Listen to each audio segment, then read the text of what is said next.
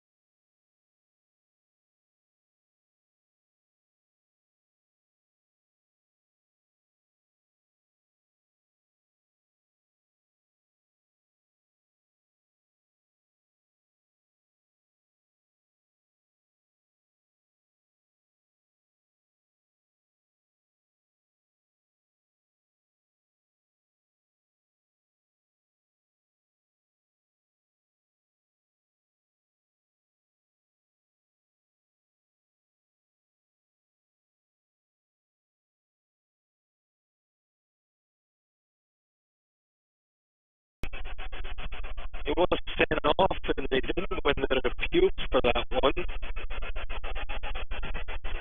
Back in the team, of course, today is Hearts have the ball with Ollie Lee. Feeds it to Morrison. Really powerful pass. Morrison as well to flick it back to Lee. Good pass to the right. Donnet stays forward on the post. The sides last met at rugby. Irishman. He was sent off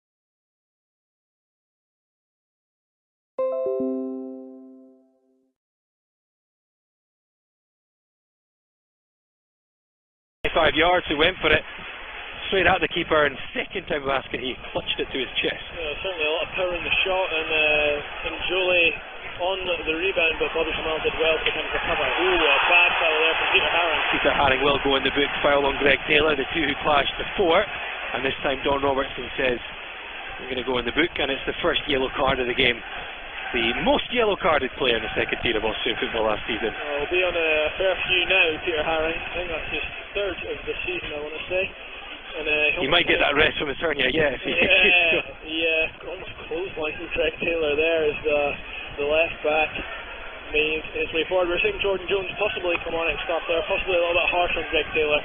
Youngster's done so well since breaking to that side, really made the left back spot his own. Free kick floated forward by Killie. Garuccio comfortably wins the header. Haring plays out to Lee on the left, touches it to McLean, back to Lee, still inside the Hearts half, but good possession from the men in maroon. Haring steps out, plays it towards Whiten, who just couldn't quite get under control, slips away from him and all the way through for Bachmann. He'll restart from the back for the Ayrshire side. Just looking at the bench, we've got Dimitri Mitchell and Anthony McDonald there if you want to bring an out-and-out winger on to try and attack Ross Millen, because at the moment Hearts looking a little bit blunt in attack, not really looking like their options in the middle are working through Whiten and McLean. It might be a bit better if we go with that width and try and whip the ball into the box. Haring, towering header in the middle of the park, it breaks to Stephen McLean, touches to Morrison midway inside the Killie half. Take on Taylor, has to check back. Smith, McLean, dropping the shoulder, leaves it for June, back to McLean, lovely interplay, McLean in the box, Whiten tried to backheel it in and he couldn't connect properly, and Kilmarnock will clear. Wonderful build up between Stephen McLean and Callum Morrison there, and in the end Kilmarnock get it clear. Here's Whiten, Garuccio, Lee, Whiten on the left, flicks it away from Millen into the box. Whiten curls it across the box and it just evades McLean again. Goal kick in the end, but really good passage of play for Hearts. Wonderful stuff. Morrison towards McLean, dropped the shoulder, came back to McLean into the area, unselfishly cut it back towards Craig Whiten, who just tried to go with the back heel between his own legs and just didn't get the connection cleanly on it, and Killie get it clear. Unfortunate for Hearts, 0-0, but that's probably the best bit of play from the home side. Well, I was just saying the attack looked a bit blunt. If anything, was a few sparks now. That was some fantastic play between McLean and Whiten. I don't know if that second one was a shot or a cross, but either way, it was a great chance for Steve McLean to get his head on the end of it. And as well, just before that, Craig Whiten so unlucky not to get a touch or a proper connection on that cross, on that cutback from Steve McLean, but Hearts starting to look more dangerous now. I should mention Arnold Doom involved in that build-up as well, with a good ball into the area. Here's Morrison dashing forward. Here is Arnold Doom. Good challenge by Dicker, out for a Hearts throw. Noise levels increasing in the home stands at Tyncastle. 21 minutes played, still 0-0, but first real, I suppose, chance for Hearts to break through that Killie team a moment ago. They have a throw now, which you probably guess by this point it looks like it'll be a long one from Michael Smith. Jamie Dunn up from the back. Oh, he goes short to Whiten. Guess wrong. Whiten back to Smith.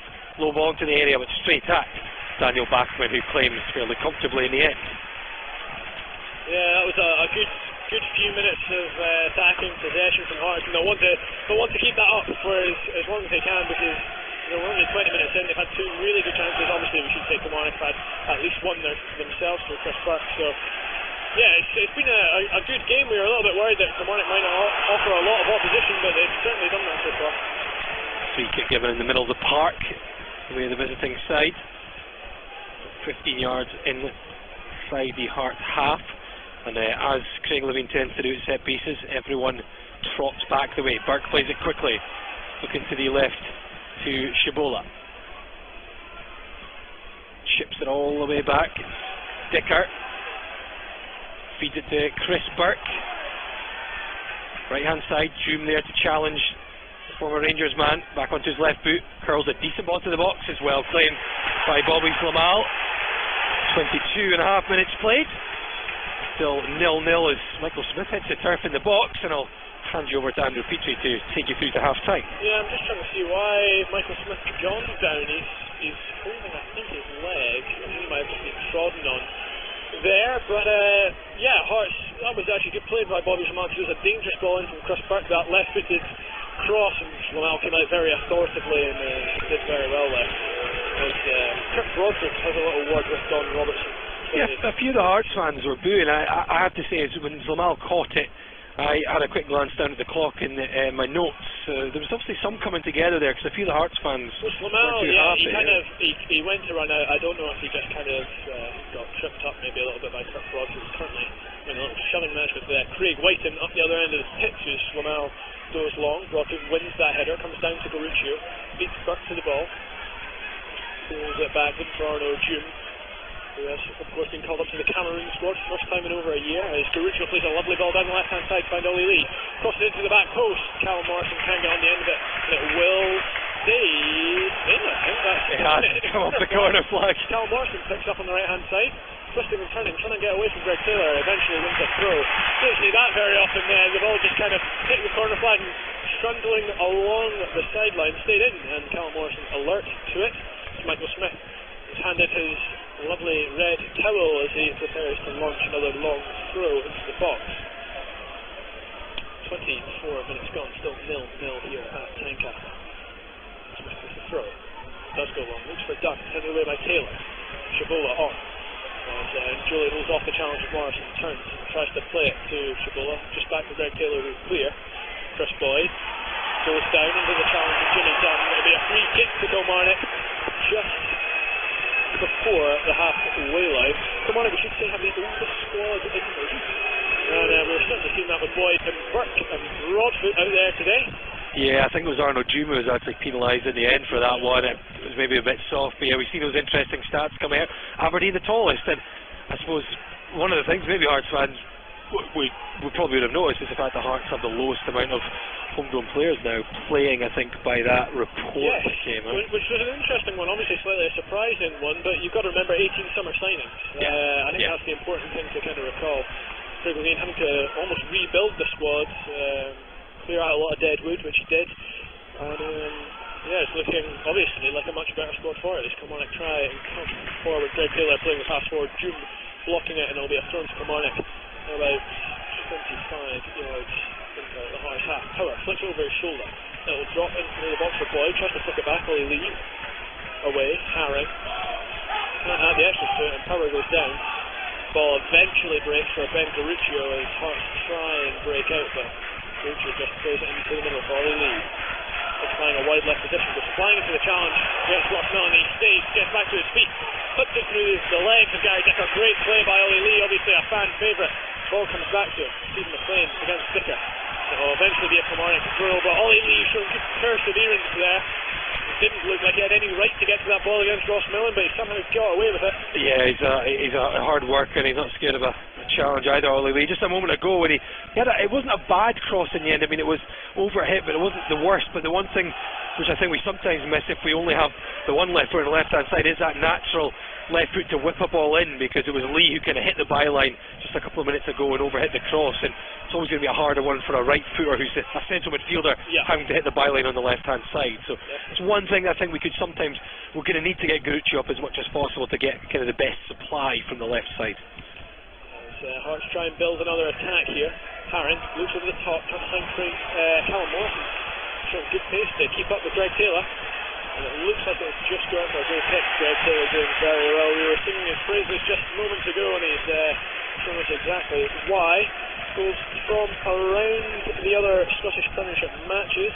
Simeon Jackson scored from the penalty spot to put St Mirren 1-0 up on Dundee, possibly already a relegation clash at Dens Park there. And the other goal, St Johnson 1, Hamilton 0.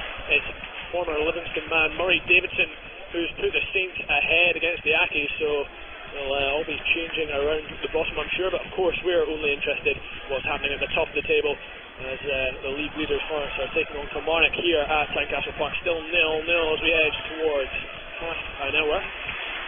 It's a hard game for Callum Morrison today. I mean, Greg Taylor only turned 21 on Monday, but he's really been one of the standouts, I suppose, of the younger players who've come through Kilmarnock, I think.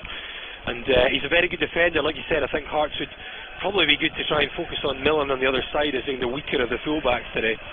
Yeah, they've not really done that so far as Jimmy Dunn launches a long ball forward. It could come right to the top of Craig White, and he goes down under the challenge of Stuart Finlay. Don Robertson waves away the protest, and well, realistically, that's third shout for a penalty. I probably think that was the strongest so far, as Kilmarnock try and come away now. Adam Power. It's a hard one. I think the first two, you'd say the strikers were definitely looking for it. It's a bit clumsy, and it doesn't look like he's thrown himself down on that occasion. I think it's one of those. I don't. If that's in the other box, I'm probably saying it doesn't look like there's enough in it to give a penalty. There's no obvious flick of the boot, no obvious hands on him.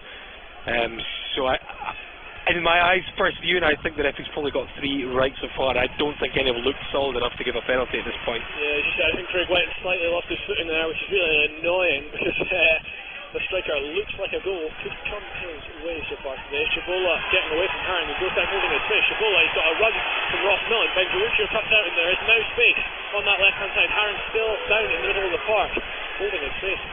As Don Robertson does put the whistle to his lips, but Haring still on the deck. It's hard to try and build an attack. It could go out of play now. Don Robertson will hold up. Is it the curse of the armband again? Hopefully not. Haring holding his face in the middle. It looked a little bit inconspicuous. Laurie, you're screwing your face up. It's one of these, and you know, footballers throughout the world are guilty. Maybe I've seen it again. It maybe got caught in the eye a bit, but it didn't look like much in it. Haring's went down.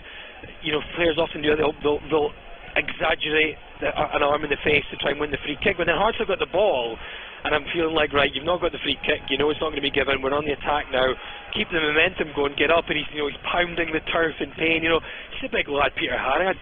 Is he in that pain that he's pounding the turf? You know, is that kind of excruciating agony that he's in? I don't know, and I think Clement Dicamona's gone up to him, and if I was Clement Dicamona, what I would have wished to do is, we're on the attack now, Peter, get up. Yeah, get up, and certainly it will be a drop ball that Chris Boyd thought about taking himself. I believe John Robertson is now pulling it back. I believe that was an attempt at a laugh from Chris Burke. So the drop ball. Taking it off Chris, as he should. Chris Boyd not happy. Hungry for an argument, Chris Boyd. As Hearts keep the ball. Ben Garuccio tries to play it inside. Ross Millen cuts out, and the ball will come back to Boyd. Can't take a touch. Haring heads away. Comes just to Jimmy Dunn. He's usually the pantomime villain these days wherever he goes, Chris Boyd. Oh, yeah. Certainly could fit into the costumes as Chris Burke tries to get the ball. Hearts looking a little bit sloppy at the back now. Haring plays it into Dunn. Ben Garuccio has on the left hand side. Stephen McLean. Good little dummy before he gets the ball to Haring. He could play a long ball across to Carl Morrison. It looks like it'll have too much on it, but Morrison chests it down very well and tries to take on Greg Taylor. He's full of confidence, the 19-year-old. Pulls it back to Michael Smith. Crosses in now. It's a good cross. June's there. Backman came. No one got on the end of it. Garuccio will let it go for a throw-in. It's thrown to Hearts on this near hand side as Garuccio takes it quickly to Stephen McLean. McLean still has it in the box, just lays it back to Lee. Takes it onto his right foot. Garuccio has 1-2 into June, tries to flick it to the left to Gary Dicker. Kilmarnock get the ball away. Yeah, great cross in there from Michael Smith. Looked like Arno Jumi scored from a very similar position against Aberdeen. Just couldn't get his head on it. And Daniel Bachman, the goalie. All at sea there, didn't all at sea, exactly. As McLean has it. He'll look for a midfield ball to Peter Haring. Takes a good touch. Tees himself up really nicely. Pulls it back onto his left. Twisting and turning away from the Kilmarnock defenders, and then eventually playing it back to Jimmy Dunn. Thought Haring could have had a shot there, but he instead Lee finds McLean. Hearts building nicely. White takes his time. He could have found. He hits on the left into the side netting. Instead, he's getting closer to a goal, and that's the closest he's come so far today. Craig Whiten looked like a chance from nothing. Laurie was shocked at that. Yeah, it didn't look like he had much on there. There was a lot of bodies in front of him. He works onto his left foot. It's not a bad effort. It's absolutely rasped in towards goal, and it ruffles that side net. It certainly got a lot closer than I thought he would from that position, but doesn't seem to be lacking confidence anyway. Oh, it was a chance. He had only Lee making a run to the left, who I thought he might pick out. I think Lee was quite annoyed that he hadn't picked out, but he took it onto his left again. And Craig Whiten just fired that shot to the side net. Still 0-0 here at Tyncastle Park. About 2 minutes gone. Kilmarnock now on the ball with Ross Millen. Lobs it forward, not to anyone in particular. Michael Smith takes it down. Nice little bit of control from the Northern Irishman. Plays it across to Ben Garuccio, the Adelaide-born left back. Of course, Nice little bit in the programme as well, where Benjaruccio talks about Adelaide, more importantly about the Sharks. Don't go surfing in Adelaide, that was his advice. He only goes up to his waist. I wouldn't go in the water around Australia at all, I'll tell you that. Jimmy Dunn and Clavid Dicamona, the Jambo Soldier, playing it about. Listening to Clavid's interview in the evening news, saying he's a soldier because when he goes onto the pitch he has to fight for his teammates. McLean has it on the right hand side, could swing across and just goes back to Michael Smith, who does get that cross, headed away by Kirk Broadfoot. Aaron ahead of Chabola, gets it down to Garuccio, and Hart able to retain quite a bit of possession here. June has it, plays it into Lee, back to Ben Garuccio. Lee has it again, he drifts inside. Power doing well. Kilmarnock's dark horses. June makes a break inside. Garuccio tries to get it back to the Cameroonian.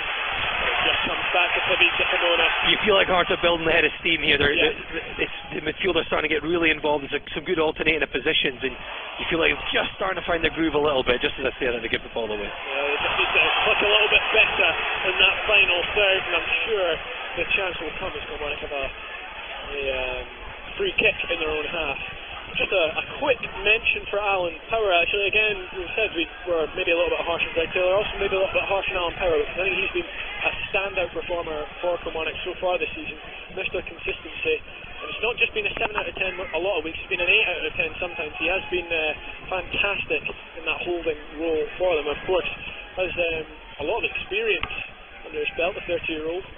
As Kilmarnock try and come forward, it's just cleared away. McLean can't get onto it, but Finlay launches it into the sky. It'll be a throw in the Hearts in their own half. But as we were saying, Alan Power, the 30-year-old, came through at Nottingham Forest, spent time on loan before eventually moving to Hartlepool, Rushden and Diamonds and Lincoln City, where he really, made his mark. 237 appearances, became captain for Kilmarnock last summer. He's been kind of a stalwart in that midfield next to Gary Dicker, a powerful midfield, one that's often hard to break down.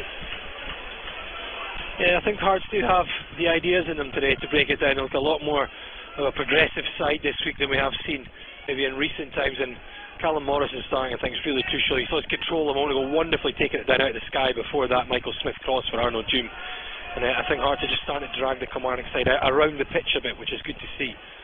Yeah, Scott Gemmell, of course, calling Callum Morrison up to his under-20 squad for a friendly against Turkey, which will be held in Spain. Don't ask me why. As Arnold Doom gets it into the middle, playing Peter Haring. Pulls it back onto his right foot. Looks for Ollie Lee, who, as we said, has come more central in these last few minutes. Clavid Dicamona coming forward now. Went on a shot and then actually tried to take it past Alan Power. Does well to almost win the ball back, but certainly holds up the Kilmarnock play as Chris Boyd wobbles into the Hearts half. You're all about the Boyd joke today, aren't you? I'm not saying anything. It's famous last words. He scored 16 times against us in the past. I'm not saying anything. That's very true, and he's fond of that round tummy celebration, is what I'll call it. He gets the ball right across to Ross Millen, actually. Good little bit of space here for Millen, who swings in a deep cross to the back post, looking for Boyd, but will go for a goal kick. Yes, as you said, famous last words. Chris Boyd came back to, he briefly haunted Aberdeen for over a couple of minutes last week. Engaging in a light-hearted bit of banter in the celebration when he scored. He's not really kicked on this season in the league. Just that one goal which he scored from the spot last week. He was 23 last season, but I don't know, finally maybe age catching up to 35 years of age now. Yeah. At this point. Win a free kick. High foot there on Stephen McLean, and it'll be a free kick inside the Kilmarnock half. I think my main gripe with Chris Boyd is the fact that he's a hot take machine, but it's also whilst he's still playing. I personally don't agree with that. Let us know what you think on Twitter. Obviously, Laurie Hazel. Let's not get into Chris Boyd today. Not necessarily Chris Boyd, but just pundits who are still in the league. Kenny Miller being one of them. I don't agree with it. Laurie, do you have an opinion here or there? I am not opinionated whatsoever, but just me. Aaron, I think it's Aaron Chimola, one of the Killie players. Sorry, he was just getting a bit of a stitch. Michael and Jolie, sorry, he was getting a bit of talking to for not getting his yards. Yeah, out on the right hand side. Ball comes back to Ollie Lee, who plays it into Stephen McLean, fires it at him, really. McLean can't win the ball back, and Kilmarnock could break. Here is Alan Power, finds the Reverend Michael and Jolie, who's almost completely taken out by Cal Morrison, but he stays on his feet. And Jolie now running at Smith and June. Hits it on the left, hits it wide.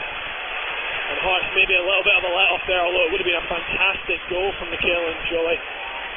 Maisie run, Cal Morrison maybe a little bit lucky not to get a talking to there. Looked like he tried the cynical foul, which Lamar just plays it short to Jimmy Dunn. Poor from Hearts there. I mean, he's ran from his own half. I realised that there was only 3 or 4 Hearts players coming back, but enough numbers to deal with that bear. And a few players, Morris and Smith, letting him pass far too easily for my liking. The angle just not really kind to Jolly in the end, thankfully, and he was really not going to be able to beat Slamal from there. But I'd like to see us being a bit more composed in those defensive situations. Yeah, you've got to think about the transition between attack and defence at the moment. That's where Kilmarnock look the most dangerous on the counter-attack as Chabola gives it away, and Arnold Juve able to pick up now as Hearts try and launch another attack. Here is Stephen McLean. He's got Morrison on the right. He uses the youngster, throws it back to Michael Smith. Herring's in the middle to use him, but instead he throws it back to Jimmy Dunn as they look to keep possession. Ben Garuccio out on this left-hand side. He's looking for options. Doesn't really have a huge amount on. Isn't Ollie Lee, who's back heels it away from Ross Milne. Garuccio again holding on to the ball. Lee could swing across him on the right foot, and he does. McLean takes a touch, good turn in the box, tries to get the shot away, it's blocked by Stuart Finlay. Good bit of defending from the former Celtic man. And Kilmarnock get it clear, but Tyncastle, I was going to say a roar, maybe more of an expectant ripple, maybe. A ripple with, a fantastic with there. As Peter Herring picks up the ball in the Kilmarnock half. Michael Smith has it on the right hand side. Morrison, again, Hearts just trying to make the picture a little bit bigger. Morrison with a nice nutmeg on Taylor, able to pull it back onto his left. Puts across him, Whiting gets a touch on it, and Daniel Bafford holds. Again, I'd have been very impressed if Craig Whiting had scored from that opportunity. Just kind of able to poke a toe out at it, and Bafford not too troubled in the end. But Craig Whiting, he's sniffing around, looking a little bit dangerous. Certainly has had the best of the chances for Hearts so far. Burke goes down, no real challenge, and Herring just nods it back to Bobby Jamal. That man Morrison again on the right, though. Lovely play, and he's right-footed certainly, but he's not bad on his left. Whipped it in his left foot, and we know Greg Taylor's a good player, but Morrison got the beating of him there, and it was a difficult one for White to finish. But certainly I think stretching this Killie team both sides is going to be a good option for us. And unfortunate there, and a moment ago the Steve McLean chance, I thought maybe he could have played someone in. He did really well to take it down, but it was always going to be difficult on the turn. I thought he could have maybe knocked it off. I think maybe June was around him, but either way we're starting to get in the right positions at least. And we said Craig Whiting, got a good writer from James McPake, who also said you'd be surprised at how fast and strong he is. I think he needs to show a bit more of that physicality. As Arnold June takes the ball at the sky brilliantly, takes on 2 Kilmarnock defenders, then plays it to the left. Ben Garuccio, great chance for Hearts, great save by Daniel Bachman as Ben Garuccio hits it straight at him in the box. Another fantastic chance for Hearts to go 1-0 up. Herring plays it to June now, the chance isn't quite gone. Ollie Lee and tries to back heel to Herring, and Kilmarnock able to get it away. Ben Garuccio doing really well to make sure the chance isn't quite over. Herring and Lee playing around nicely. Lee on his right foot drives over the bar from about 25 yards out. Tyncastle to its feet, and that's not a ripple, that is a roar as Tyncastle applauds and stands. A fantastic bit of play there, some really good chances against an elevated ripple. It was a good chance from Ben Garuccio, and then another powerful drive from Ollie Lee. Hearts really knocking on the door now. Yeah, it was well worked. Garuccio fed into the box. I thought maybe he just looks like he should have tried to lift it over the goalkeeper. He was coming out, he was spreading himself. He tried to go low underneath him, and it's similar to Zamal's block on Burke. It's a decent one by the keeper, but the attacking player will be disappointed he didn't finish it. And Ollie Lee, quite right to have a shot. We know he can hit them from range 25 yards out. It was always rising, but not a bad effort. And as I say, we've come into this game the more as the half has gone on, and if anything, you'd hope you maybe kick on for the last 3 of the half and try and get that goal. Yeah, it's 41 minutes on the clock, still 0-0 here. Hearts have been probably the more attacking of the teams. Chris Burke had a really good chance early on to make it 1-0 to Kilmarnock, hit the shot straight at Schlamal, and that was a really good chance for Ben Garuccio, but he too could only find Daniel Bachman's mid-wrist, I think would be the polite way. Putting it as Dunn finds Garuccio, surges over the halfway line, takes on Chris Boyd, goes round him. Maybe round's not the best choice of words. Is McLean finds Michael Smith on the right hand side. Morrison, Taylor up so quickly, not giving Cal Morrison any time to kind of react when he gets the ball. Good defending again from the green born youngster. Michael Smith has the ball in his hands. Goes it back to Pradeep Dikamona. Jimmy Dunn again goes left, looking for Ben Garuccio, who has done pretty well going forward so far today, the Australian left back.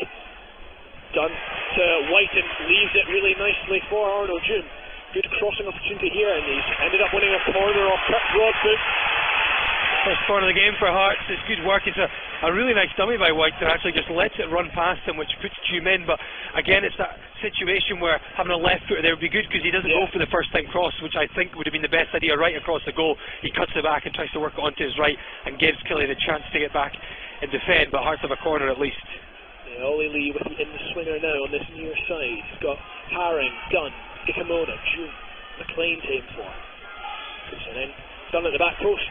Challenges, and it's a free kick to Kilmarnock. It was, I'm trying to see who it was, I think it was Stuart Findlay, who had been left absolutely hanging there by Daniel Bachmann. Went for the high five, the Austrian not having any of it as we edge towards half time, still 0-0. You know, that was possibly a good chance. Obviously Jimmy Dunn's taken the role of Christoph Berra from the set piece opportunities. They're always looking for that big Irish forehead. They've not been able to find it so far today. Some goals to tell you about very quickly. Kenny Miller's levels for Dundee at the end, so Dundee 1, St Mirren 1, and it's now St Johnstone 2, Hamilton 0. Murray Davison got the first, and Fraser Wright, I believe, with the second possibly. Fraser Wright? You mean Dre Wright, perhaps? Dre Wright, so that's what it's called. I say Fraser Wright. That would be a massive comeback for the former centre half. As Ollie Lee plays a lovely ball down the left hand side. As Craig Whiten tries to get on the end of it, and he's won another corner for Hearts. But it will be Dre Wright, who has actually done really well in recent weeks for St Johnstone. They've obviously had a little bit of a resurgence themselves. As Ollie Lee's got a good chance. He takes it short now to Stephen McLean. Goes back to Callum Morrison on the edge of the area. Puts it in left foot, and it's a good cross. Haring flicks it on. There's no one there on the end of it. Bachmann smothers.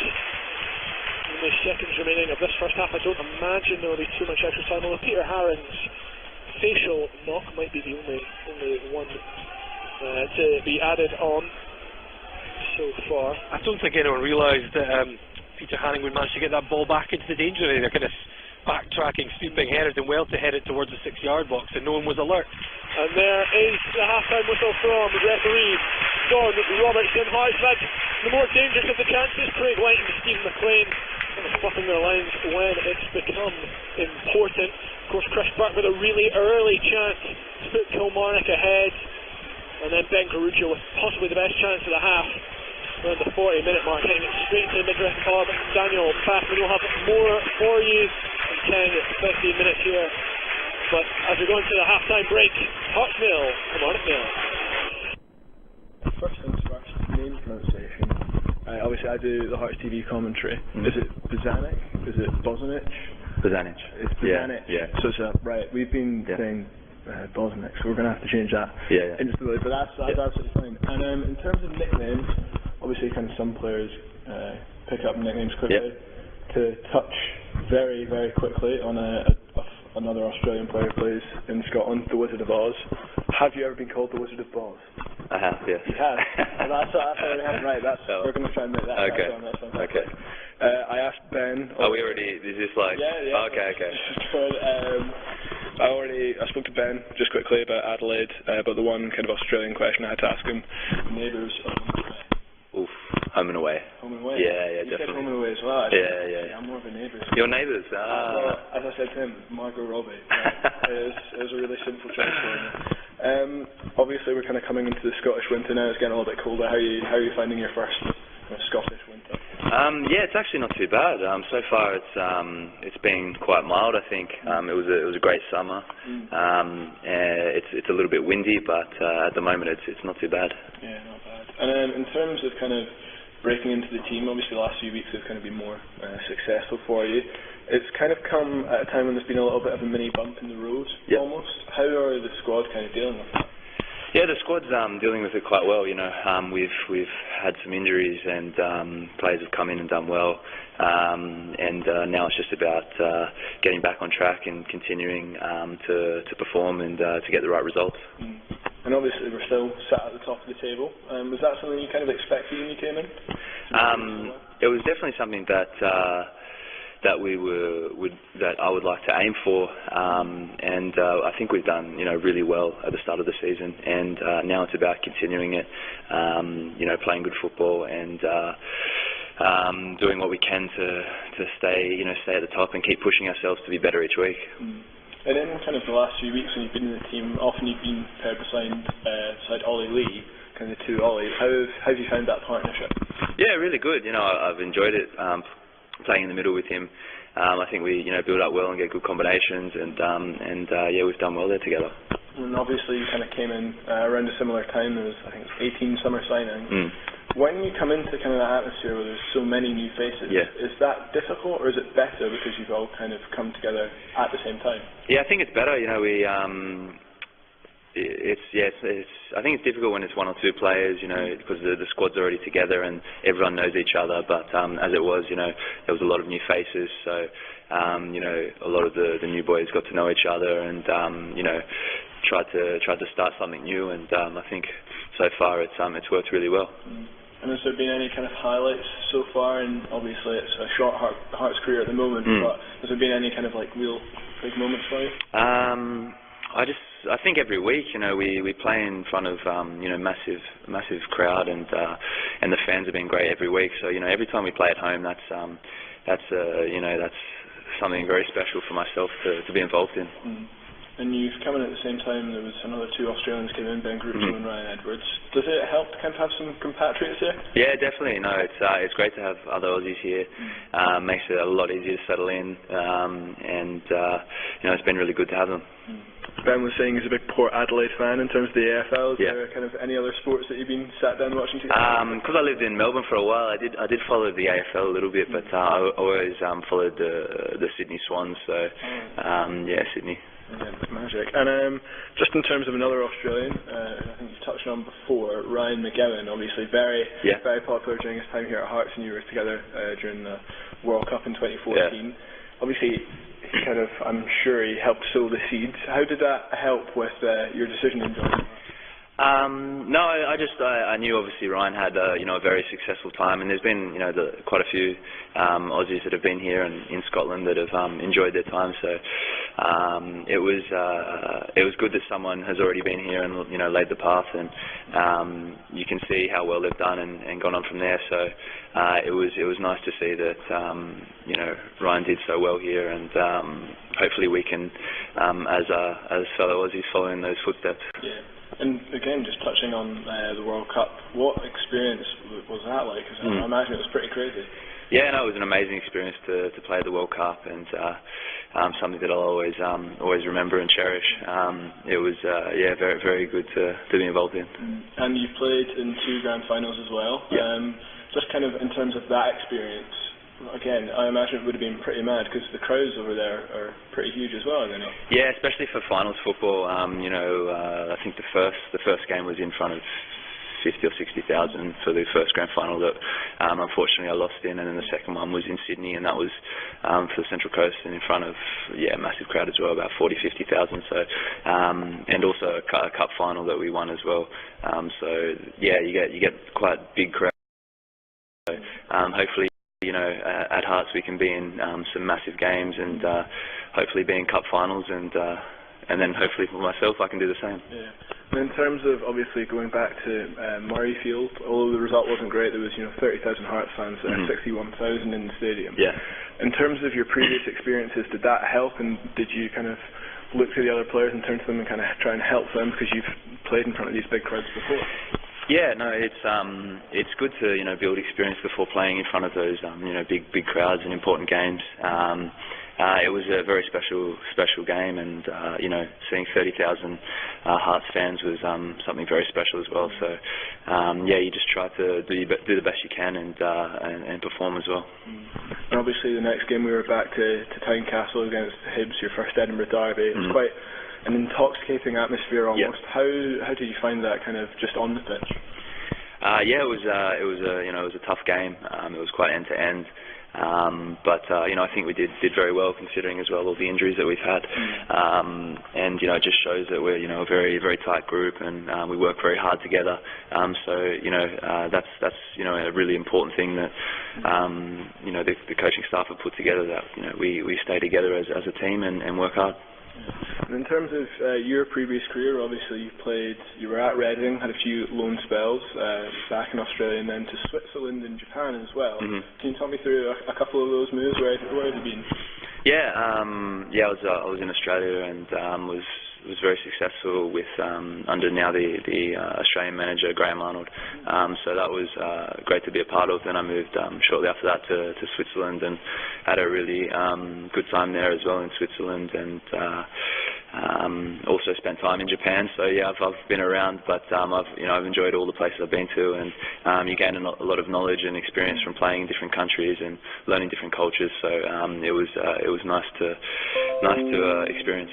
And I think Austin McPhee, the assistant manager, has played in Japan a bit as well. Have you spent any time discussing kind of Japanese culture with him? No, not too much actually. But it's obviously it's a very different culture and very respectful people, and it's a nice place to visit as well. Yeah. And in terms of kind of the international, seem to have touched on the World Cup. You were the Ollie Roos captain, am I right in saying? So in the kind of qualifying campaign for London 2012. Yeah. With the kind of curse of the armband that's going on around here, were you kind of keen to tell the gaffer about that, or do you kind of keep that a little bit of a secret? No. I was very happy to be involved with the Australian team all the way along, and so much for the curse of the armband at the moment. I think that's just temporary, and we'll continue to do well, and whoever takes it on, it's a big job, obviously representing the team. So we don't believe in any of that stuff. And in terms of kind of your kind of future international career, if you can call it that, I think it was, I'm not going to pronounce it correctly, was it Kyrgyzstan? It was your last cap, that was in, I think, June 2015. Obviously you mentioned kind of Graham Arnold, you've played under him before. Is that something that kind of plays on your mind? Obviously you've come to Hearts, you've done really well so far. Is it kind of, are you thinking about your international career as well? It's always in the back of your mind. I'd love to be involved again, and I think it's important for me to have good performances here and to focus on what I need to do here at Hearts, and that will take care of itself. I believe that I'll have the opportunity again in the near future. And just in terms of Edinburgh, how are you kind of settling into the new city? Yeah, it's a great city. Settled in now. Lots going on. It's a pretty busy city, but also easy to get around. So yeah, really enjoying it.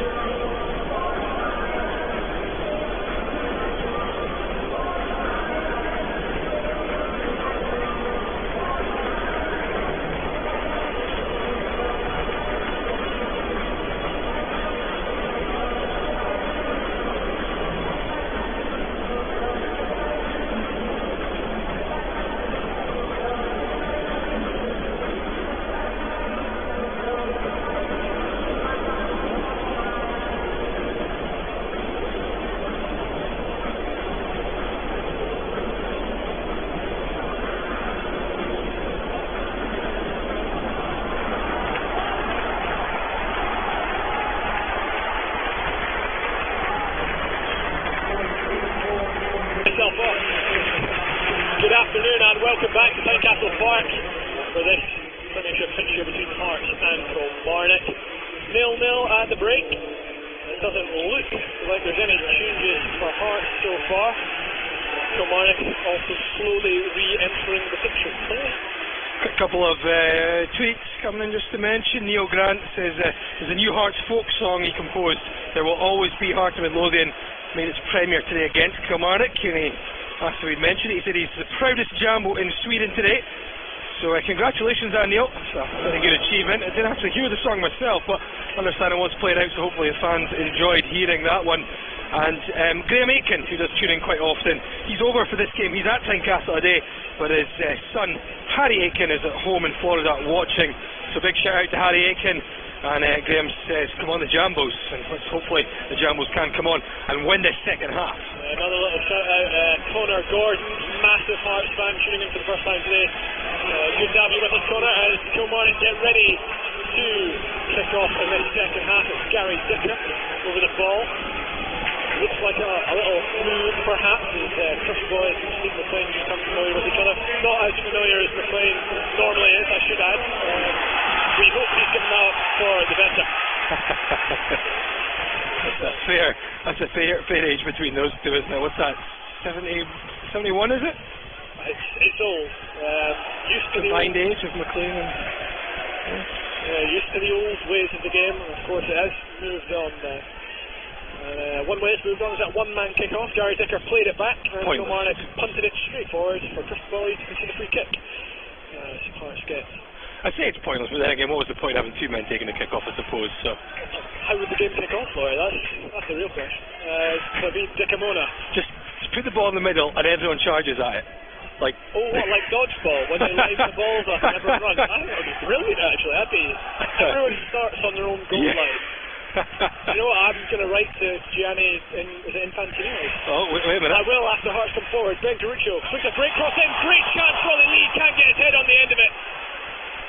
We're too busy there talking about how to change football. Ollie Lee going really close, and now Kilmarnock can come away. Alan Power has it on the left hand side. David Dickamona does well to get him in tackle. That was a really good chance. It was another whipped cross in from Ben Garuccio. We've become used to seeing that, and Ollie Lee just couldn't get inches away. Yeah, terrific cross from Garuccio, just asking to be knocked in, and that's a good start to the second half. Hearts continuing the way they ended the first, which is what we wanted to see. Kilmarnock now coming forward through Greg Taylor, tries to cross in. Callum Morrison back there. The Kilmarnock fans in loud voice cheer as their team get a corner in the second half. It'll be Chris Burke going across to take it, the former Rangers Birmingham City man. He said no longer with those flowing ginger locks. There'll be an in-swinger from the near side. Of course, he too has a lot of tall men to aim for, and Jolly, Boyd, Broadfoot, Dicker in there, Stewart's in there as well. Birkin, a man has gone down in the box, but Bobby Lamal able to hold Stuart Findlay, furious with referee Don Robertson. Felt he's pushed in the back there.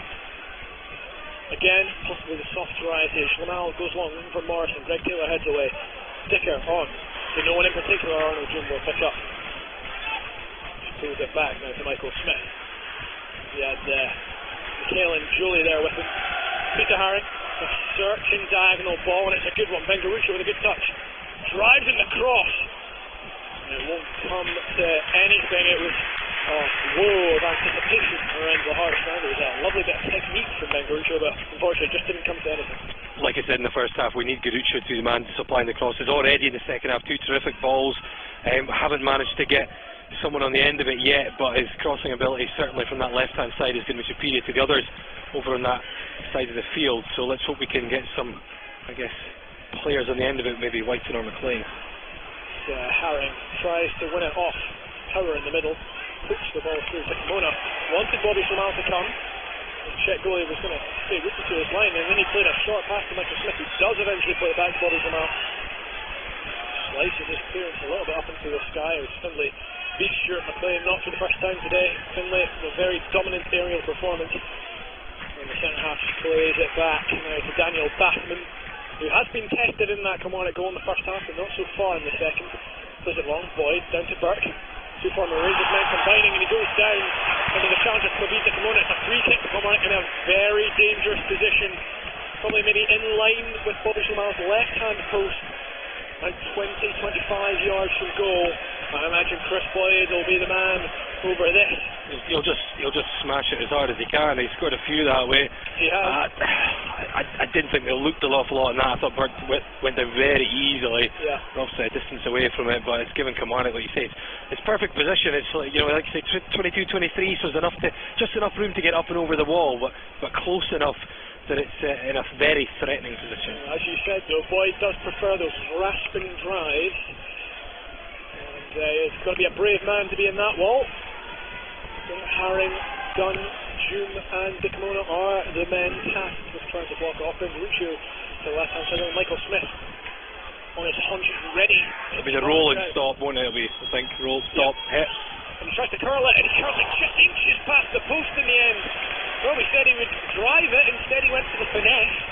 And it wasn't far away from Bobby Jamal's left hand post at all, but it has gone wide. With the Kilmarnock fans again inspired by Chris Boyd's near effort there, and it has been the away side has started slightly brighter in this second half. It's a good effort actually. Bobby Jamal's not going to even move to that one. He just had to watch it fly. It was only a couple inches wide, it looks like, from where we are, but well, what we thought it would be, that roll from one player, stop by the other, and Boyd runs up and hits it. A bit more as you say, crest than thwacked in the end, but unlucky for Kilmarnock. For a moment I thought that was flying into the bottom corner. Ross Millen able to clear it away. Jimmy Dunn getting to it before Chris Boyd chases after the ball. The Bobby Jamal does very well, very calm and composed. Just play it between the strikers, fighting for Dita Kimona.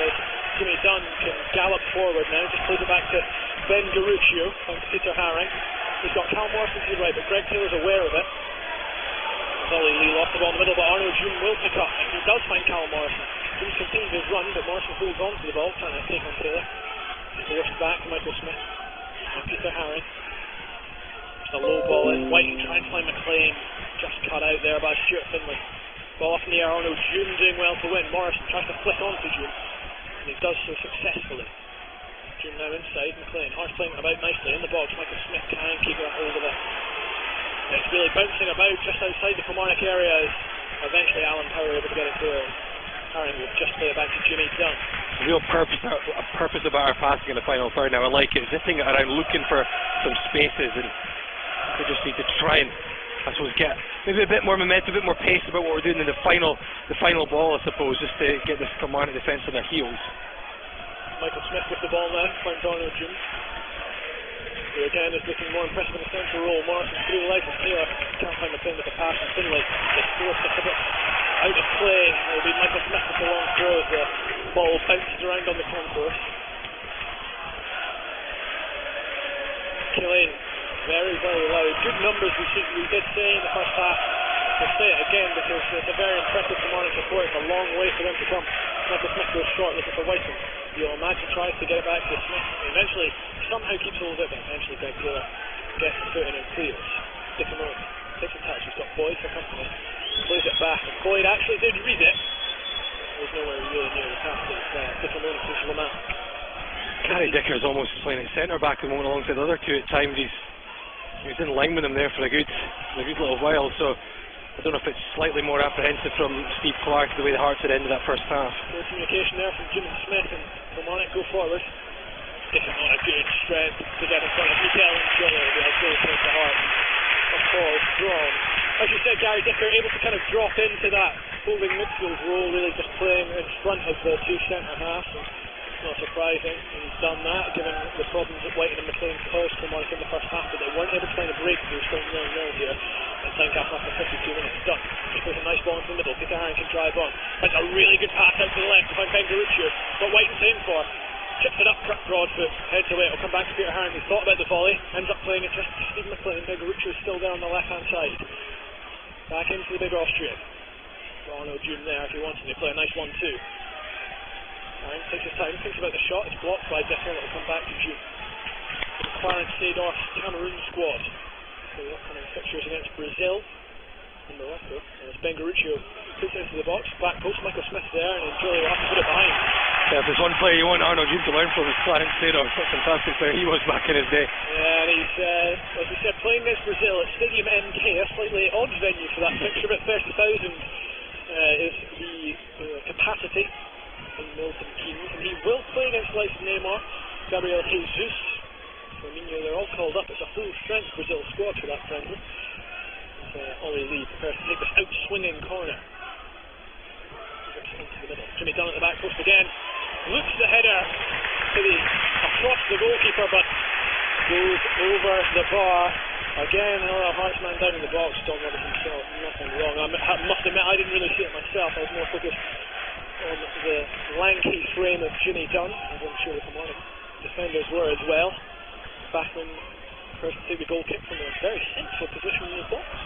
It was a tough one for Dunn there. He did well to win the header, but just try and keep it down when he's got a player challenging him like that. It's always a bit of a challenge, and in the end just couldn't keep it down, but certainly a threat from the set pieces. Lovely turn away by Peter Haring to get away from Power and Chabola, who would eventually fall to the ground and Hart takes a quick free kick. He showed a really nice few touches today, Haring, actually, to nip away from players. Very composed in the middle. I think he's growing more and more into that midfield role, you know. Certainly, and he's certainly talked about that captain role. Oh, another lovely pass from Peter Haring out to find Ben Garuccio. Tries to put it in, hits Burke, no handball given. Seems to kind of hit Burke in the midriff with a hip. Well, that's what Don Robertson signalled with Kilmarnock now trying to come forward. Ross Millen on the ball. We said Kilmarnock, for Kilmarnock, Millen might be the weak point. Hearts should target it. He's not done that so far today, and Millen's done pretty well. Kilmarnock come forward now. And Julie curls a shot on the right foot. Jamal dived. It was probably slightly too wide for him to be so eccentric in his dive, I would suggest, but not a bad half chance there as Kilmarnock has the ball. Didn't quite get the curl on the end, Jolly, but it's a decent effort. Opened up the right boot, 20 yards out. Kilmarnock have threatened a couple of times in the second half. I think Steve Clark will be quite pleased with how quickly they got forward when Hearts have committed men up the park. Again, Haring looks for that left-hand ball out to Ben Garuccio, and again he finds him. Garuccio gets it into Lee. He could whip it on the left foot. No slight to take it back into his right. He does. McLean offering the option. Really, you want him in the box, but he's found Arnold Jim with a nice pass. He could hit it. Jim does hit it. And Gary Dicker throws himself in front of the shot. It'll be another corner to Hearts. Tyncastle again with a polite clap. That was another ripple. Another wave ripple. It's just trying to get the final ball in there again. Lots of possession, building well, which is to find, I guess, that final route through to goal. We just haven't quite figured out the best way to do it yet. But set piece could be the way through. Could be. It's Ollie Lee again to take this corner. Again, Callum Morrison offers the short option, although Jolie is there in case that happens. Lee. Outswinger. Could find anyone. Dicker is the one who heads it away. Jimmy Dunn tries to take it down, but again, Stuart Finlay doing very well to beat Jimmy Dunn to the ball in the air. Michael Smith gets it back into Dunn. Garuccio has a lot of room to work this cross in, but he can't beat the first man. It's blocked right in. It's a goal! It's offside! It was Stephen McLean who put it into the back of the net, but the assistant referee had his flag up, and I should say Laurie was very quick in pointing that out. There's not been too many complaints, to be fair. He looked offside, I think, when the ball first came in. I think it's taken a nick on its way through, possibly, and he's offside at that point. Yeah, he does look like he's in an offside position, standing on about the 6-yard line as Garuccio whips it in. It looks like it's off, I think it might be Chabola. I think it's a Hearts man who touches it on. I think when Garuccio plays the first cross, I think he's maybe onside, but he's obviously committed to the movement, and as it flicks across, he does look offside. So, but better from Hearts again. Kilmarnock brought the pitch, and Chris Burke wins a corner for Killie. He responds well. As we said, Steve McLean, a fox in the box, and he did very well to poke that home, but it won't count, unfortunately, for Hearts. Still unable to break the deadlock. Almost an hour gone here. Hearts 0, Kilmarnock 0. Win here for Hearts would put them 11 points clear of Edinburgh rivals. Chris Burke flips in the outswinger. Boys there. It looked like it hit a hand. John Robertson gives a free kick. Well, a few nervy gasps around Tyncastle as John Robertson put his whistle to his lips. And for a the moment. other way, Laurie, you look gobsmacked. It's hard to say. I mean, it's hard to tell. You see flailing arms in there. It certainly hit someone's hand. For a moment, I thought, was it maybe Dicamona? There was certainly a couple of bodies in there. Boyd's in there. Dicamona's in there. It's maybe hit Boyd's hand last. Possibly the right call. Yes, it's Boyd's hand. It's hit last, so he got it right. But for a moment, I really did think it was the Hearts player's hand who touched the ball. Yeah, it was one of those nervy ones, I think. Could have gone either way, but Don Robertson looked self-assured, and it was a good decision from the referee in the end. Still no changes made by either side. As Kilmarnock with a slightly weakened team. No Jamie McDonald, no Jordan Jones, no Stephen O'Donnell, no Raymond Brophy. They're holding Hearts well, and they've done well in the second half. Peter Harron can only hit his clearance straight out of play into that main stand. It's not quite been like the Livingston game where we just didn't really seem like we had any ideas how to get through at all, but we just feel like we're still lacking that final bit of invention, guile when we get into the wide areas, when we get 25 yards from goal. But I feel that we would still be at this point, I would say, optimistic about getting a goal and winning this. I think the way we attacked for the second half of the first half, I suppose the danger will be Kilmarnock have looked a little bit dangerous on the break at times, so you don't feel there's going to be a game where if a side goes behind, the other one's going to turn around and win the game. I think we really need the first goal in this one. I think what's interesting as well, Hearts have had so much joy with Ben Garuccio on that left-hand side. Would it be worth throwing Anthony McDonald and Anish Mitchell on to try and get the most out of that left-hand side? As Jimmy Dunn almost concedes the ball in the middle of the pitch, he's able to get it to Michael Smith. Clips the ball forward. I think he was looking for Morrison or Jumbo. Goes up straight out for a goal kick. As Kilmarnock send a few men out to warm up. It's that point now, we've hit the hour mark, and this is where they always say this is where the managers rethink, maybe look at adding something if the game's not quite going the way they wanted. If I was Steve Clarke, I'd be quite content. I think, with the players they have missing, it's a difficult place to come. I think be solid and maybe pick Hearts off on the break. I think that's still set up for Kilmarnock to do that. If I was Craig Levein, I'd think next 5-10 minutes I'd be thinking about maybe just adding something more into the attack. Harron tried to play that ball to Morrison, and that is, it obviously comes to go straight down your back. It's one of those with Harron where obviously sometimes he plays that pass, like the ones that he sprayed out to the left of Garuccio have been absolutely super, but he's also capable of getting it completely wrong sometimes, and I think he's got to refine that a bit before he really becomes a top midfielder. Long ball for Jimmy Dunn, and Boyd tangling. Dunn got there and he's up to his feet very quickly. Smith and then Jolie. I think Jolie takes a good few touches to get away from a couple of defenders, but eventually Smith will blast it clear. McLean chases it. Looks like he was going to beat his man to it, but the ball beat him and it's gone out for a throw-in. We need to get Stephen McLean and Craig Whiting more involved. They've had a couple of half chances, they've both had efforts to go. I think they've actually looked at a decent partnership, but the problem is right now we're not giving them enough opportunities to do something with the ball. I would say we need to get more crosses in, more balls into the feet of the two of them as well. Chris Burke left a bit of a foot up there on to meet the Kimona. Don Robinson saw nothing wrong with it. The ball bounces around in the Hearts half. Ollie Lee able to take it back under control. Again, playing very centrally. Harron gets it to Garuccio, who's tearing down this left-hand side. He tries to play it to Whiting, who I'm sure is offside. And yes, the flag does go up. Whiting and McLean haven't had too much to do in this second half. Well, they're dropping it wide. I mean, I don't want Craig Whiting being the man who's dropping it to the left wing. I want him being in the box, so when Garuccio gets the cross in, he's on the end of it. I think that's what we need to try and do. We've got two strikers on there. Garuccio can provide width on the left. We've got Morrison on the right. Get the strikers in the box. I don't always want Stephen McLean dropping into our half or Whiting going out wide. We want to find a goal, so get them in the middle. They're strikers. That's what they're there for. Are Hearts missing perhaps the physicality of Uche Piazzi? I think we always are since he's been out, without doubt. Was back to Rickerton this week, still in that moon boot as McLean slips to the turf. So it's a 0-1 for him as Kilmarnock playing it around. Hearts fan not happy at all with Greg Taylor. I'm not really sure why he got so angry about that. As Taylor has it now. 3-0 St Johnson against Hamilton incidentally. Not a good day for Martin Canning's side. Do you know who's got that first goal there? Fraser Wright? John Kennedy. John Kennedy. That was deliberate, that. I'm sure it was. Saw John Kennedy last week actually. Obviously a player. Celtic. I think he might be a coach actually, but as is the way with a lot of these kind of injuries, spent a lot of time in the gym.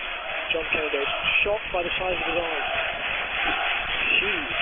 Anyway, Kilmarnock coming forward. Here is Aaron Chibola. Man on loan from Aston Villa for the second time at Kilmarnock. Takes a deflection and Bobby Schwimmer unable to keep it in. It'll be despite his best efforts. He's done the old keeper trick, grab the ball 2 yards out of play and just quickly whip it around on the line as if no one will notice that the ball's clearly out of play for a Kilmarnock corner. Certainly, must admit I'm getting tetchy looking at Hearts bench. Doesn't look like there's any changes. Bozanic, sorry, Bozanic, as we now know that is how you do pronounce it. I asked him through the week. Also turns out he has been called the Wizard of Boz before. I'm not calling him that. Took on the Boz. Kilmarnock whip it in. Haring away. Alan Power on the volley. Not holding it very well, but lots of power, no accuracy. Very good. And you'd laugh at the Wizard of Boz. Jimmy Dunn. It's ridiculous. What about the Boz? Let's just focus on what's going on. Let's nothing to do with Boz. Come on. Yeah, okay. Steve McLean's out there. That's right. Jimmy Dunn has the ball. The ball in Kilmarnock half is Peter Haring. Takes possession again. Looks for that left-hand ball, and that is the route the Hearts have taken most of this second half. As Garuccio is closed down well by Ross Millen. Driven back into Haring. Tried to shoot around Tyncastle, and Haring looked like he might have listened to him for a second. Couldn't find Morrison. Had a quiet game. A good break to Hearts now. McLean sliding through on Daniel Bachman. Would have been unscathed. Would have been a very fortuitous goal if that had come through. The ball just ricocheting off Haring and was almost a perfect through ball for Stephen McLean, but I think the keeper was always favourite to get that one first. Yeah, we're complaining about maybe Hearts not using the width enough. Cal Morrison is out there having maybe a quieter game, but I'd say it's more down to Greg Taylor closing him down very successfully and not really giving Cal Morrison much of a chance when he's got the ball. I would consider putting. I don't know if Craig Levine doesn't see Dimitri Mitchell as a left midfielder. We've seen him playing a right midfield role bizarrely against Livingston, but he seems to either be Garuccio or Mitchell at left back rather than two of them together. But we'll wait and see if Levine does decide to change anything with 25 minutes left rather. So still time, but it's almost at that point where you'd want to kind of change the flow of the game. Yeah, I think Hearts did start slower. I've just been talking about Morrison. He's just taken it away from Power really nicely. He's on his bike now against Jolie. He'll just probably throw it back. Oh no, he's it looked like he was fouled. He's not happy. No foul given by Don Robertson. Just a Kilmarnock throw in the end. The 19-year-old perhaps getting a little bit frustrated. As I said, called into Scott Ginnell's under-20s side for the first time. Scott Ginnell did say that he was confident Cal Morrison would be part of that kind of next phase of players, that next squad of players looking towards the European qualifying campaign. In 2019's Garuccio looks for White with a pass, but it's a throw and it'll go straight up for a goal kick. And there is a man getting stripped. I think that's Anthony McDonald. Looks like it from here. I know your contact lens has been falling out, but I think you might be right. We are a good 70-80 yards away. Of course, only his second league appearance of the season. His first league appearance of the season at Rugby Park against Kilmarnock. Came off the bench. Exactly, I knew that. Just waiting for you to chime in with it.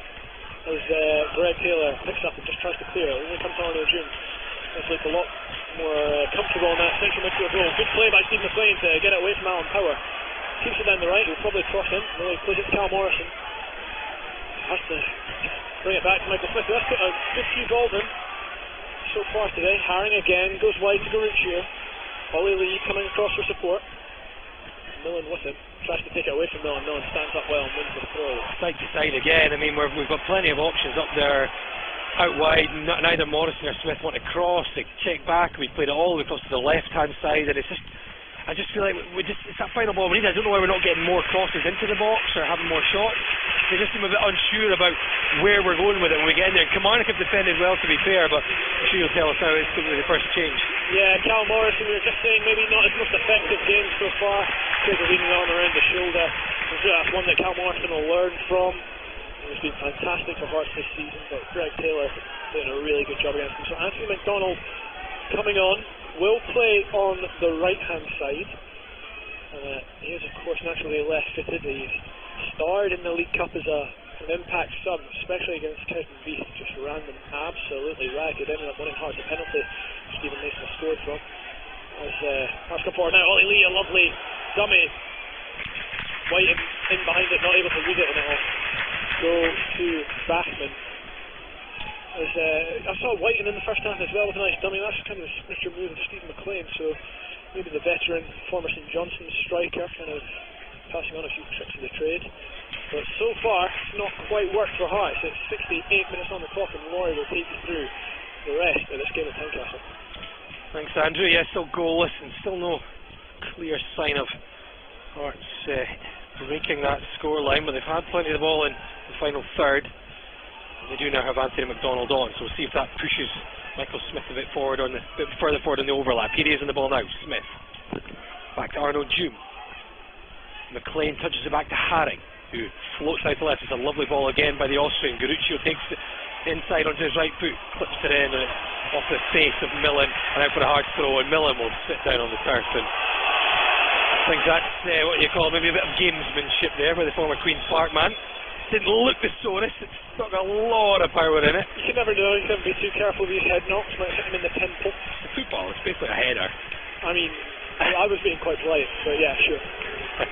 He is back on his feet, he's okay. I think one of the command players said if you stay down and get treatment, you're going to have to go off and we won't be able to defend this with all our back line. Funny that. Here's Haring, touches it back to Jimmy Dunn. To be fair, I told Haring to get up in the first half as well, so you can't say we're not being objective here. That's true, very unbiased commentary people. Here's Haring. Djoum, I'm just trying to fill in for Jimmy, who said usually back in his day, you know, 2-footers are legal. Haring clips the ball over to Garuccio. It was a good idea, but it's well covered by Burke and cleared by Millen. Header won by Haring. Djoum takes it down, touches it back to Haring again, feeds it to Michael Smith on the right, chance for Hart. Smith crosses it in low, not the best ball, and Kilmarnock clear through Findlay. Still just one good cross or one good through ball away from having that clear chance. It's frustrating to watch at times. Hearts do still have 20 minutes though. Here's Djoum, midway inside the Killie half. Back to Haring, 35 years there goes to Piledriver, not a bad effort, palmed into the air by Bachmann. He probably should have held it the first time of asking. It's slightly unorthodox from the Austrian keeper, from the Austrian outfielder playing the shot in, and wasn't badly hit. If that's going either side, Andrew, it could be testing the goalkeeper. Yeah, actually when he first caught hold of that, I kind of thought it might be flying into the corner. Alim Ozturk-esque kind of finish. It looks like Rory McKenzie might be getting stripped and ready. Actually, 2 subs coming on now for Kilmarnock. We'll have more news for you as it comes in. He takes the Hearts inside their half, and the referee will stop it because the ball wasn't the right position. I think Rory McKenzie could come on. He's the man who scored in that 4-0 Killie win in 2013, Killie's last win here at Tyncastle. Steve Clark looks to throw the dice for the first time in this game after Craig Levine has done so on one occasion with Anthony McDonald coming on. I'm not sure he's actually touched the ball yet though, McDonald. Here's Michael Smith. Here's McDonald now, right on cue rather, cutting in from the right hand side. Touches it back to Jimmy Dunn. Now Ollie Lee. Steve McLean drops deep, tries to turn away from Taylor, loses out in the end, and Killie will come away with it. Here's Burke on the right hand side. Burke still going, checks in, gets away from Haring. Options with him now with Power, one of them. Power feeds it to the left to Njoli. Early ball right foot, it's not a bad one. Jimmy Dunn, good scooping header to clear. Anthony McDonald couldn't get a foot on it, it goes out. Killie throw inside the Hearts half, midway inside the Hearts half. 72 minutes played, still 0-0 at Tyncastle. Should point out that Anthony McDonald could have played in that SFA Youth Cup game last night for under 18s. Here goes Killie, it's broken to Taylor on the left, chance to cross, low one, it's a good one as well. Finds Burke, 15 yards from goal, touches it to Millen, right foot drives it, it's underneath Bobby Slamal, and Millen has given Kilmarnock the lead.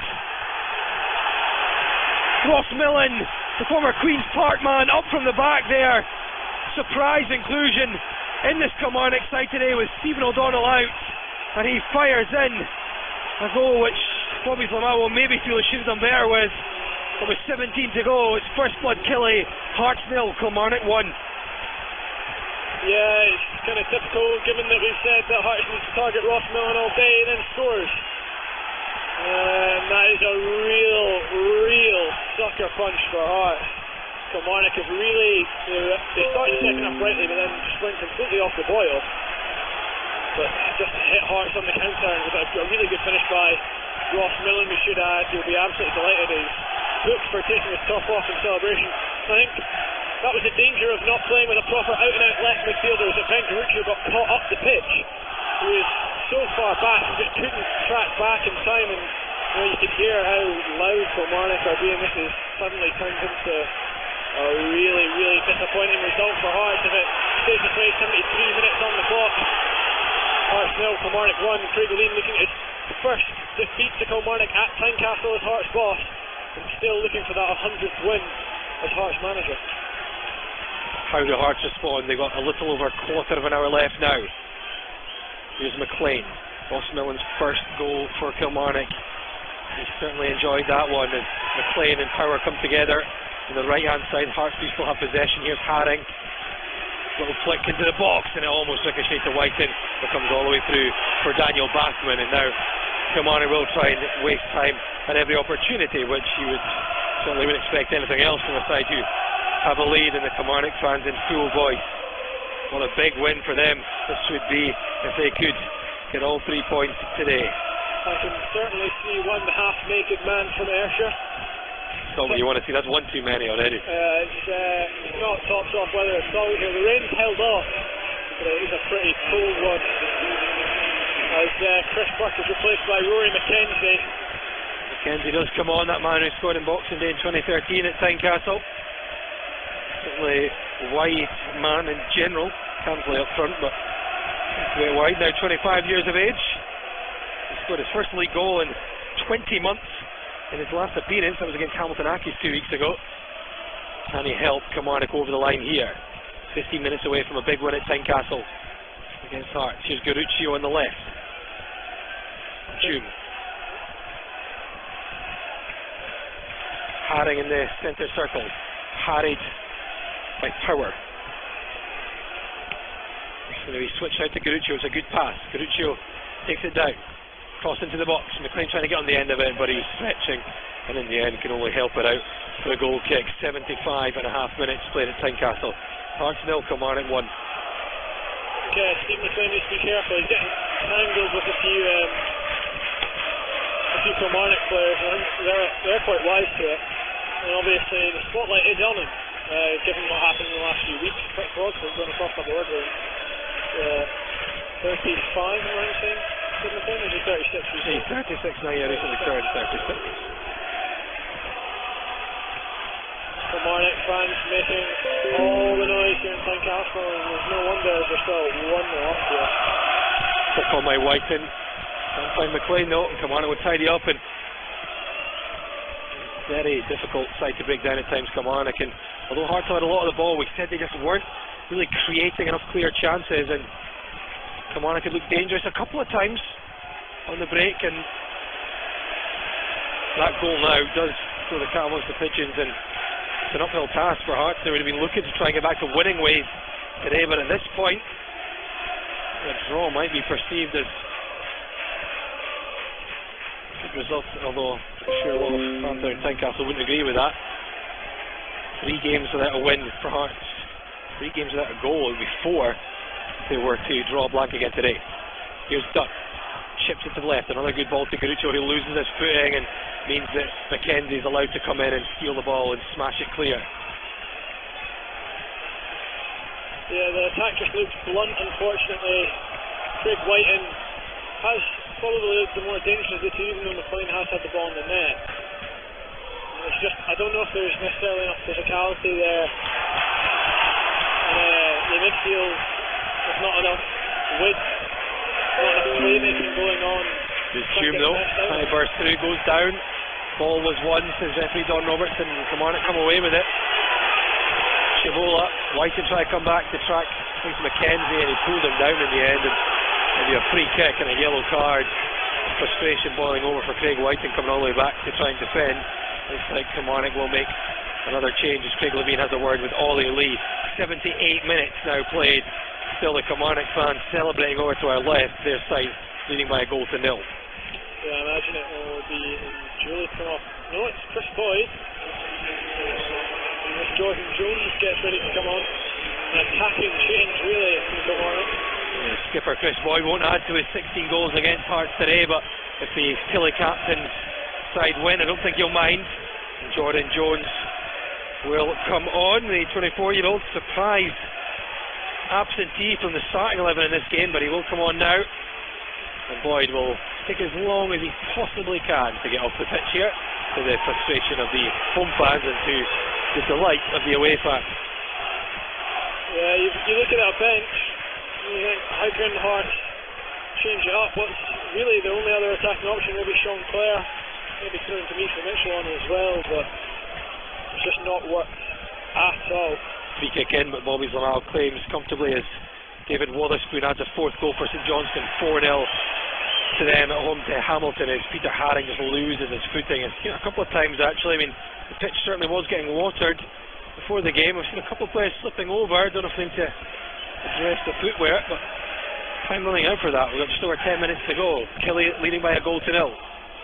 Hearts haven't lost in 5 games at Tyncastle against Killie. They of course won 2-1 at Murrayfield last season, the Ayrshire side, but not since 2013 have they won here in Gorgie. It does look like Sean Clare is getting stripped and ready to come on. Here's Hume pushing forward for Hearts. Poor pass, so easily intercepted by Dicker. Power almost loses out, and he eventually does lose out. Hume stabs it forward. Whiten picks up the loose ball, edge of the area. Haring, edge of the box, looking for space for the shot. Twisting and turning, tries to play it through. Whiten with the shot, deflects, and it's claimed in the end by Bachman. I'm not quite sure who the deflection was off in the end. It wasn't the most powerful of efforts by the former Dundee striker Whiten, and eventually it's fairly comfortably clutched out of the air by Bachman. And now 10 minutes left, still 1-0 Killie. You get the feeling though, if Hearts get that one goal, the momentum will entirely swing in their direction, but I mean, realistically, the momentum has generally been with them. Looks like Peter Haring as well, taking up more of a role up front to maybe add to that physicality. Ball hooked over the top, McLean after Findlay there as well, does well to nod it back to Bachman. McLean closing in, good defending by Stuart Findlay, and the Austrian goalkeeper Bachman will take as long as he can as some light drizzle starts to fall here at Tynecastle. It's certainly not been raining goals, but as things stand, the wind taken out of Hearts' sails as Jimmy Dunn is penalised for a foul on Jolly, and it'll be a free kick to Kilmarnock about 25 yards out, right side of the box. And really a frustrating afternoon so far in the capital for Craig Levine's men. Yeah, I don't think Craig will be too happy with the performance. Ultimately, not really good enough, and a couple of Hearts fans already heading to the outfield, which isn't really what you want to see with 9 minutes left. I would draw some issues from that. I mean, it's 1-0 to Kilmarnock. There's still an opportunity. Kilmarnock could score this free kick, but plenty of time left for Hearts to pull it around. At the moment, anyway. Looks like Shabola will take the free kick. Yeah, 25 yards out, floats it well over the crossbar and out. I mean, yeah, some people might have things to go to, but 81 minutes played, Hearts trailing by a goal. Yeah, I find that very strange. Steve McLean taking off. Not really had the best game today as Maka, with Sean Clare coming on. Looks like he will play more of a role up front. Yeah, fifth appearance for Sean Clare. Looks like he's gone over to the left initially anyway. Haring, I think, is going to get chopped up as an auxiliary striker. Looks that way anyway. The long ball goes to him. His Hearts look to go direct. He, of course, started up front against Hibs. The derby last week. Chipped forward by Garuccio. Whiten chests it down. Touches it back to Hume. Hume clips it to the right, looking for Michael Smith. Good first time control by the Northern Ireland international. Now Lee takes over 30 yards from goal. Hume. Oh, he's lost out there, Hume. Poor play on that occasion, but it's well won back by Garuccio. Couldn't get the break away from McKenzie, though. Hume has the challenge. Hooked into the air by McKenzie. Untidy stuff, but Sean Clare then takes over, driving forward on the left. Poor cross by Clare, though, and the goal scorer Millen will try and take out. Poor touch by Millen, though, who then looked to foul Garuccio, and I think he's booking Ben Garuccio for a dive. Ben Garuccio booked for diving. That is a poor decision, I think. Garuccio showed some good footwork to get away from his marker there, and yeah, it's unfortunate, but in response to people having things to get to, Laurie, you know, this has been in the diary for a long time, but I don't really. It's a good excuse. Yeah. It is a good excuse. I've got my anti-60 to go to after this. Don't see me running off. You want to go now? Definitely not. The Ben Garuccio book, third player book today, but all Hearts players in this game: Peter Haring, Craig Whiten, and now Ben Garuccio. I think it is Mitchell getting ready to come on. Last throw of the dice for Craig Levein. 6.5 minutes to go. Here's Chibola on the right, challenged by Garuccio, goes out for a throw to Hearts.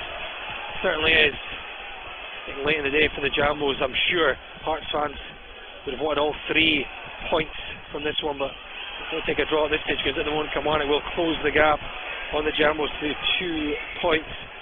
And of course it would give Celtic the chance to leapfrog Hearts tomorrow when they play Livingston in West Lothian. Dikamona smacks it clear for the Jambos. Whiten flicks it on, looking for Haring, but you probably want that the other way around, and it allows Broadfoot to comfortably tidy up, and Bachman smashes it into the sky. The Edinburgh night sky now. Darkness has descended, and it will be a glum evening around Gorgie, I can tell you, if this scoreline stays the same. Not over yet though. Lee feeds it to McDonald, dashes forward, touches to Michael Smith on the right, good pass. Smith, early ball, hooked into the area, floated in, and it's too comfortable in the end for Bachman to claim. Yeah, I think Michael Smith should have maybe just played a short ball to Anthony McDonald there. He's made a really, really good run. Say Ollie Lee hasn't had his best game today, and sometimes it just looks like there's not really enough attacking intent from Ollie Lee, perhaps. Just maybe a little bit too casual, and that's been Hearts' downfall. No lethality, no edge when they've gone forward today. They have been lacking potency in that final third as we look for best ways to describe it. Here's Jimmy Dunn. He found about 5 there. It's a poor pass by Jimmy Dunn, well past Ben Garuccio, and out for a throw, and it will be the third and final change for Craig Levein, and it will be Ben Garuccio to come off. He was already off the field when the number came up, and Dimitri Mitchell comes on. Like for like, I suppose. Yeah, it's not too dissimilar, really, as a few more fans head towards the exit here at Tynecastle.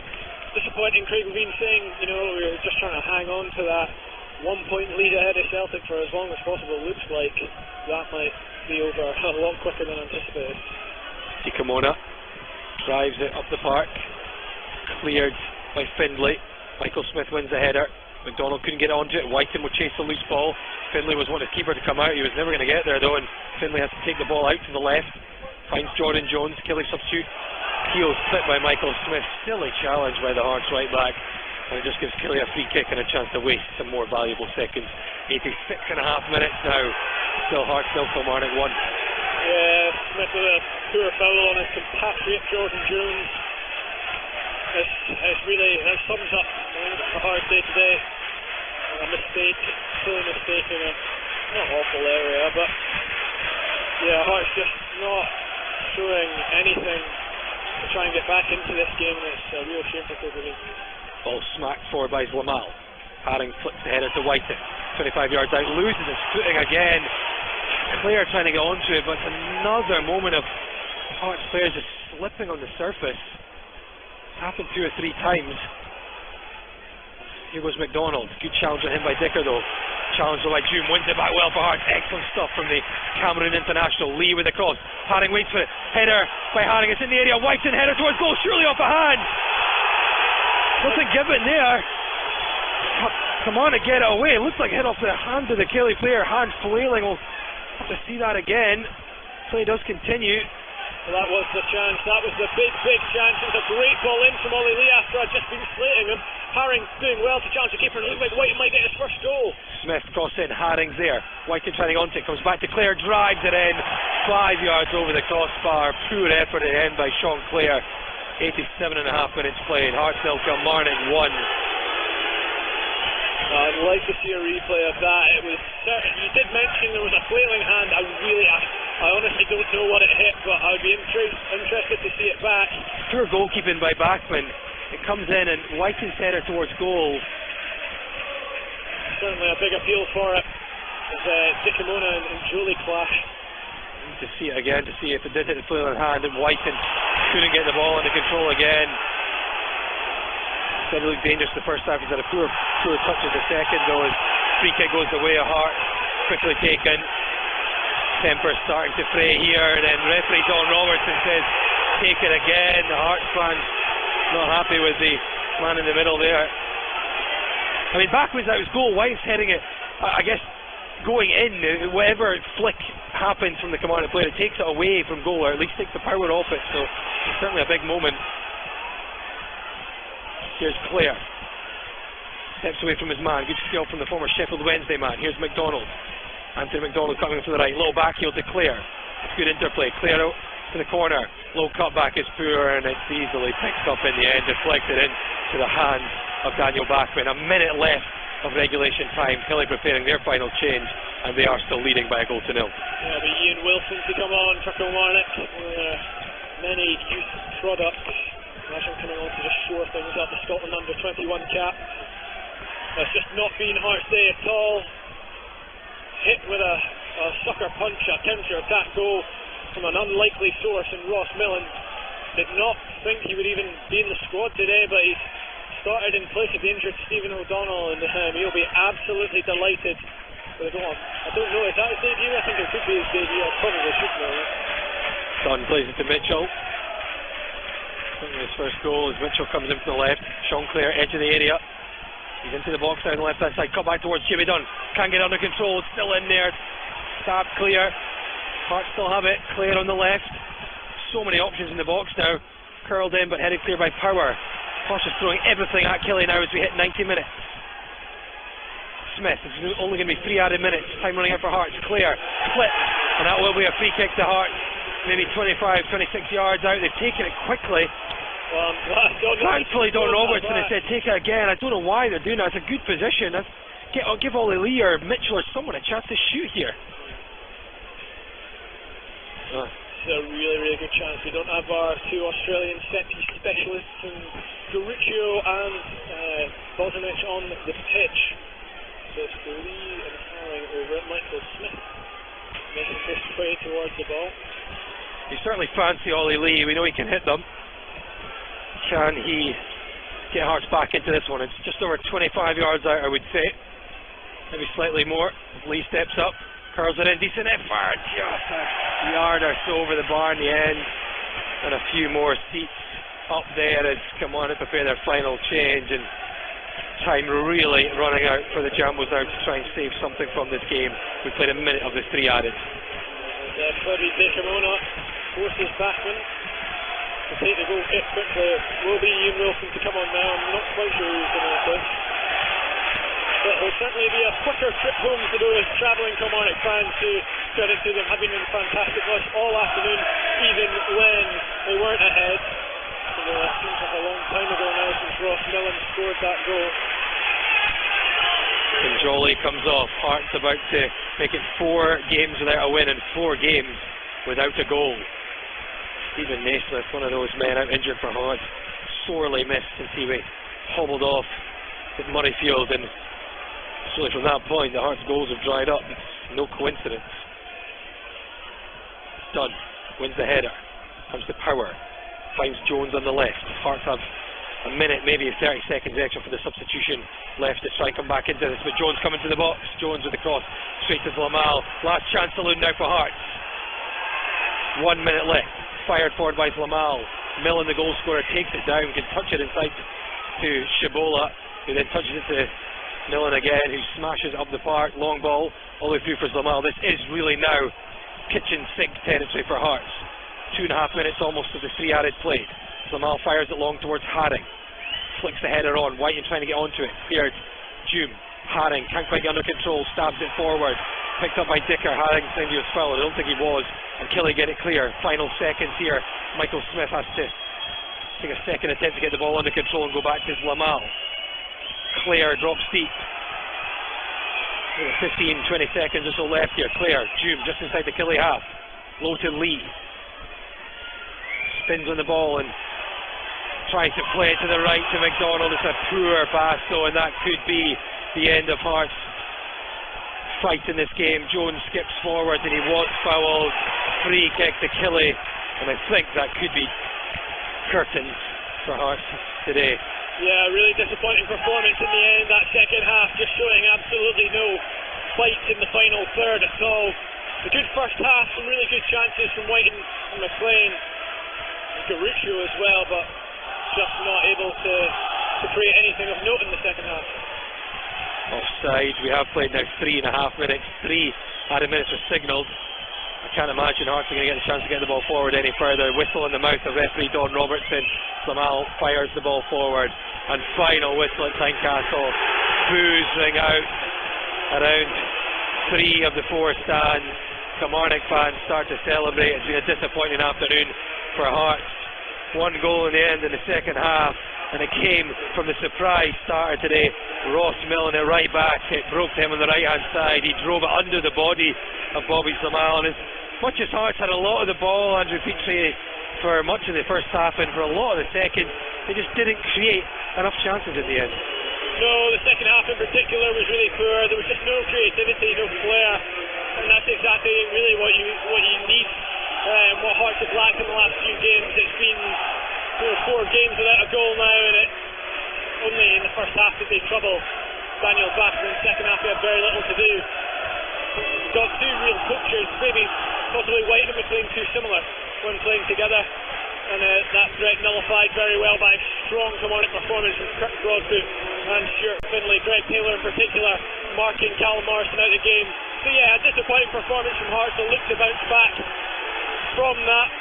Obviously they got the international break, which maybe now comes at a good time. They can take stock and hope for the ever nearer return of Stephen Naismith. I'm sure Craig Levine, looking at that again, is probably counting down the days until Maisie comes back from injury. As you said, a disappointing performance from the Jambos this afternoon. Hearts stay top, a point ahead of Celtic, who play tomorrow, but they will now have the chance to leapfrog the Jambos. Kilmarnock move into 3rd place up to 24 points, although Rangers play tomorrow and they can leapfrog Kilmarnock on goal difference to go back up to 3rd. But a very disappointing day for the men in maroon, who are back in action after the international break in a couple of weeks' time. They travel to St Mirren on Saturday the 24th of November. Hearts TV will have full audio coverage of that one with Andrew Petrie and myself on air from 2:50 p.m.